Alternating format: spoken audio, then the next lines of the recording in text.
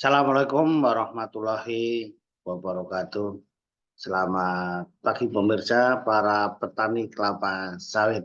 Ya, jadi kali ini kita akan berdiskusi, kemudian berbincang-bincang mengenai strategi pemilihan varietas bibit kelapa sawit. Ya, kaitannya dengan populasi yang dipilih. Jadi Bapak Ibu petani semua, kita mengenal orang awam mengatakan, Pak ada pelepah panjang, ada pelepah pendek, Pak. Ya, pilih yang mana ini yang harus kita diskusikan. Jadi pelepah panjang itu misalnya ada yang 6,5, ada yang 5,7 dan sebagainya. Ini strategi ini berkaitan dengan waktu nanti kita populasi per hektar jarak tanamnya. Karena apa? Supaya kita efisien memanen sinar matahari. Ya. Ceritanya ini kan memanen sinar matahari. Ya. Kalau terlalu jarang juga rugi, kalau terlalu rapat juga rugi. Kenapa? Nanti pertumbuhannya tidak bagus menjadi etiolasi, akan nyungkring ke atas. Nah, itu. Oleh karena itu, itulah pentingnya dari tadi memilih yang tepat tadi. Ya.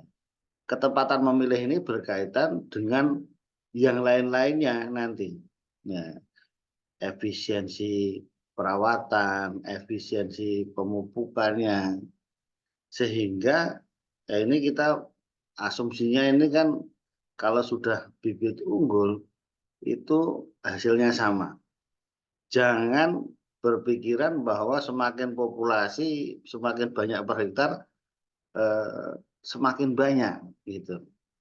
Sehingga populasi yang lebih sedikit hasilnya juga bisa sama. Karena apa? Tadi efisien dalam memanen sinar matahari, fotosintesisnya pas gitu. Jadi itulah dasar bagi yang memilih yang pelepah panjang. Jadi di pelepah panjang ini eh, populasinya bisa 128 pohon per hektar. Kemudian ada yang 130-an pohon per hektar atau 136 pohon per hektar. Kemudian yang pelepah pendek itu bisa 143 pohon per hektar ke atas, artinya ada yang 148 dan sebagainya. Nah, jadi yang perlu diketahui bahwa biasanya yang pelepah panjang itu pasti hukum alamnya karena populasinya lebih sedikit, buahnya lebih besar, buahnya lebih berat, lebih besar, tetapi jumlah janjang per tanamannya lebih sedikit. Nah, jadi tinggal memilih yang mana, milih janjangnya besar, tapi jumlah janjangnya sedikit atau jumlahnya kecil-kecil tapi banyak kan begitu. Ya. Ada beberapa pertimbangannya, Pak saya pilih yang pelepah panjang ini itu tadi selain buahnya berat besar itu, tetapi juga biaya perawatan kami lebih sedikit Pak. Ya, karena memupuk 128 pohon dengan 143 per hektarnya. Kalau dikali punyanya banyak ya cukup banyak juga. Nah, itu dari segi perawatan, dari segi nanti miringi piringannya, kemudian yang lain-lainnya, itu juga sangat mempengaruhi biaya itu tadi. Nah, sementara dikalkulasi hasilnya sama, hanya tinggal memilih plus minusnya gitu. Minusnya ya kalau hilang sekali hilang lebih banyak gitu, satu janjanya lebih berat misalnya.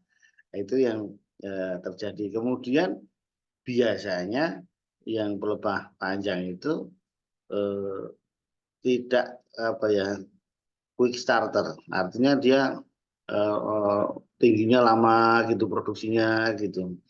Ya. Kalau yang populasi tinggi tadi kan gejot di awal, produksinya tinggi cepat di awal. Ya.